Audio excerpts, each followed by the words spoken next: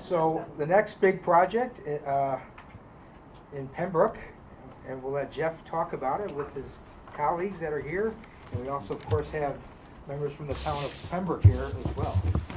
Hi, I'm Jeff Martin. I'm with Geist Companies. I'm the president of our design development company. I have Vice President of Construction, Greg Seifert, in the audience, and partner Aaron Goldklang is with us this evening. And then, hi, I'm Sean Hopkins from the law firm of Hopkins, Surgeon McCarthy, and I'm involved, obviously, in legal aspects of the projects. Good. So for 57 years, Geist Companies has been in Cleveland, Ohio, the Ohio market primarily up until about 10 years ago. Our business model is design, build, and develop. We're property managers, and we work for our own portfolios, but we also provide that same level of service for independent developers. Aaron Goldklang. We met about 2 years ago at a project in Liberty, New York. He's worked hard to identify this location here in Pembroke. It's close to a thruway exit. It's environmentally clean. There's a lack of product available. We come into a market, we identify what the, please, yeah, pass those out if you would. We target the market with flexible, demisable industrial flex space. This market appears to be lacking anything from 25,000 up to 280,000 square feet. We designed the park for efficient traffic flow. We've done traffic studies in the market. We've submitted to Genesee County, and we are very confident that our 32-foot clear industrial institutional grade construction model is going to provide a final place for manufacturing and service industries that are going to be supporting and serving manufacturing clients in the stamp park. Our proximity to stamp is another very attractive aspect of this project. There's pent-up demand in the market. You've got great workforce. You've got a very helpful and professional economic development group here that's kind of walked us to this point today. And we intend to develop upwards of 1.5 million square feet on this site. The configuration is conceptual in nature. We'll respond to market. We may see that the 280,000 square foot footprint isn't what the market wants. We might find that a single 500,000 square foot building serves a better use. But for today's purposes, we're pitching and showing you an industrial park that's based on a successful model that we've built almost 5 times in the Ohio market. We have an office in Southwest Florida. We've got almost 200 acres of industrial land under contract there, and we've started almost 1 million square feet of similar product in the Fort Myers area. But for the hurricane, we'd have been wrapping up and tenanting now. We have our first tenant moving in May 1st. We've got similar parks in Shalersville, Ohio, which is due west on Route 80. There's almost 7 million square feet available there. We're under construction on a 1 million square foot spec building as it is right now. And we've built almost 10,000 acres of industrial land in the Ohio market south of Cleveland. So we're a service provider. We handle turnkey development from feasibility, acquisition, through design, construction, tenancy, and property management. So. And then I just want to follow up on just a couple of quick points. Number one, Jeff obviously really focused on the fact that we have direct access to the thruway here. That's essential. Obviously, if you look on your own IDA website, one of the key features of this particular area is how many millions of customers are within a relatively short drive. And obviously, direct access to the thruway being integral to that. One of the other questions that always comes up in front of any IDA board is the but-for test, meaning, hey, are the benefits you're seeking, a pilot, an exemption on sales tax for materials and supplies, and a partial exemption of the mortgage tax, essential for this project to go forward? This project that's up to 1.5 million square feet on 100 acres of developed land. And the answer to that, to assure you, is yes, absolutely. We're all aware of the many challenges. Some of those are attributable to the COVID-19 pandemic. We're still facing those challenges in terms of construction materials, supply chain issues, but we really think this is a great location. It's awesome to have Jeff and his team coming to Western New York. They have a track record of success. So we really look forward to moving forward with the review process It is important to note this will require site plan approval from the town of Pembroke. We're actually going to the Genesee County Planning Board meeting this evening. And I also just want to conclude by congratulating this board and your staff on the other 2 projects that were presented this afternoon. You guys are doing a great job, and we hope that we can be part of that continued growth and excitement that's going on in this area. So thank you. Jeff, any questions for Jeff and the project? Any comments, Tom? You want to, Tom?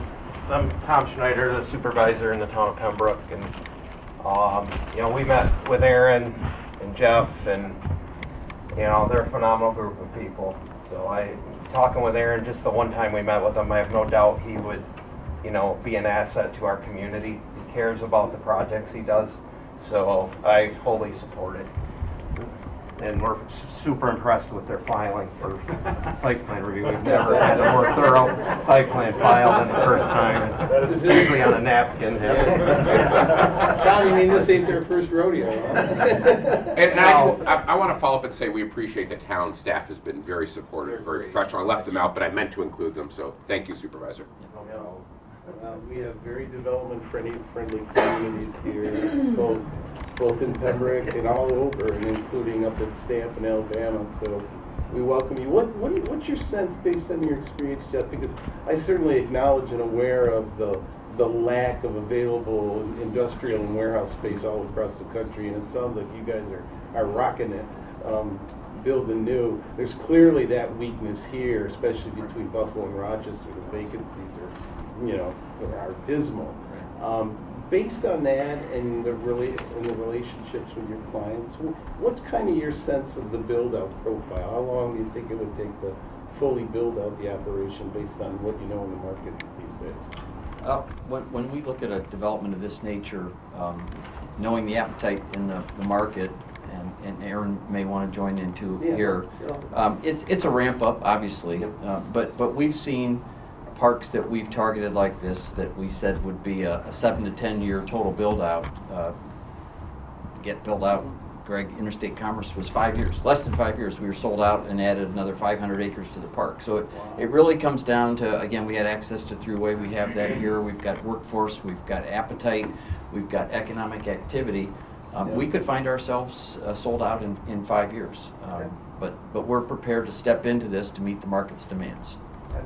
And as the board is aware, a lot of it's momentum based, right? Once you see a project there and it's real and you know that you can actually deliver space there, things tend to reach a positive momentum, and we think that'll really help us in terms of the build out. Well, 5 miles up the road, you got a lot of activity going on, and it certainly is the rising tide lifts all boats mindset. For sure. Yeah. So you're set to start on the first building anyway? To start?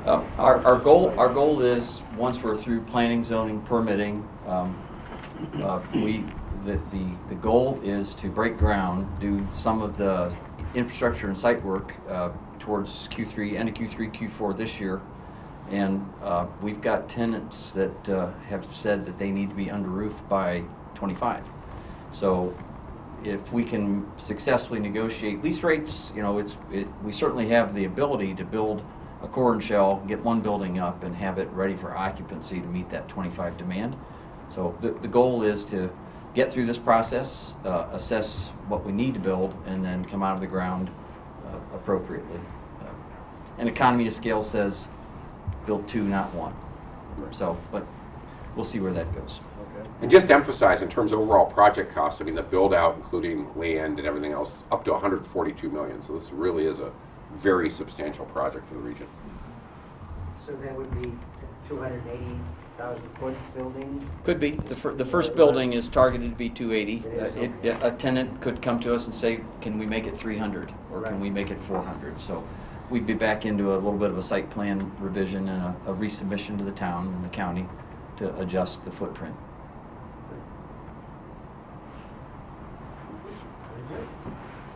Anything else? No? Want to make a comment? I'd like to thank the county and Pembroke for having us over here. From our prior experience in similar developments in the real estate, I believe once we start, once the approval process is happening, people pick up on it and brokers pick up on it and the users are coming in kind of, so it's really hard to say exactly that this is going to be the final design as far as the footprint of the building. The quality, this is what it is.